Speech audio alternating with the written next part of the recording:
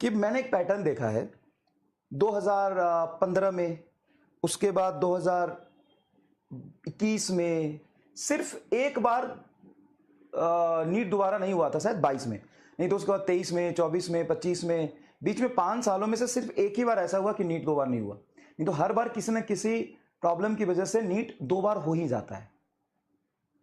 और प्रॉब्लम क्या होता है कि इतना बड़ा एग्जाम है कि जेईई मेन से लगभग दुगने लोग बैठते हैं, तो बहुत बड़ा पेपर हो गया। जेईई मेन से लगभग दुगने लोग बैठते हैं, तो वैसे ही बहुत बड़ा एग्जाम हो गया।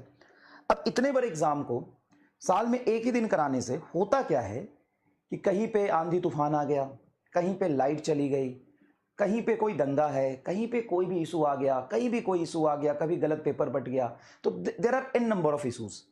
और वो इशूज हर साल होते हैं, ऐसा नहीं कि नहीं होता है। पिछले 6 साल में 5 बार तो दोबारा नीट कराया गया है। पिछले 5 साल में 6 साल में 5 बार दोबारा नीट कराया है, और 14, 15, 18 में भी, 17 में भी एक बार हुआ था दोबारा नीट। तो एक बार अगर किसी बच्चे के साथ कोई प्रॉब्लम हो गया कहीं भी, अब वो इशू रेज होता है, इशू रेज होता है तो कोर्ट में जाता है, कोर्ट सुनवाई करता है, कोर्ट सुनवाई करता है, तब तक काउंसलिंग हो जाता है, तब तक एंड रिजल्ट कुछ आ नहीं पाता।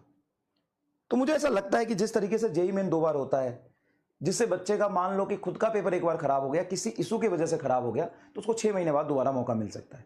तो इतना बड़ा पेपर है तो नीट को 2 बार होना चाहिए। जस्ट थॉट था मेरा कि इससे क्या होगा ना, जैसे जेईई मेन की तरह बच्चे को 2 बार मौका मिल जाएगा। किसी भी इशू की वजह से मान लो आंधी तूफान आ गया, अब आंधी तूफान आ गया तो इफेक्ट तो सबको पड़ा, लेकिन दोबारा नीट सिर्फ उसी का हुआ जिसने कंप्लेन किया। जिसने कंप्लेन नहीं किया उसने तो उसके भरोसे कंप्लेन नहीं किया कि चलो 10 लोग कर रहे हैं, उसमें सुनवाई होगी, हो जाएगा। उस बच्चे को नियम कानून थोड़ी ना पता कि जो कंप्लेन करेगा उसी को मौका मिलेगा। अब उसको 1 साल इंतजार करना पड़ेगा। अगर 2 बार होता तो कोई बात नहीं, अपने आप को मना के 6 महीने बाद दोबारा मौका तो उसको मिल सकता था।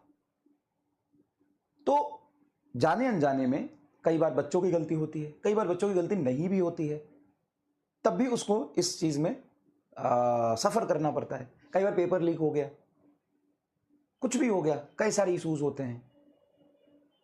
तो 2 बार कराने से ये होगा कि बच्चा कई बार ये सोचेगा कि नहीं इस टाइम नहीं, अगले टाइम में देना है, तो थोड़ा सा क्राउड भी कम होगा।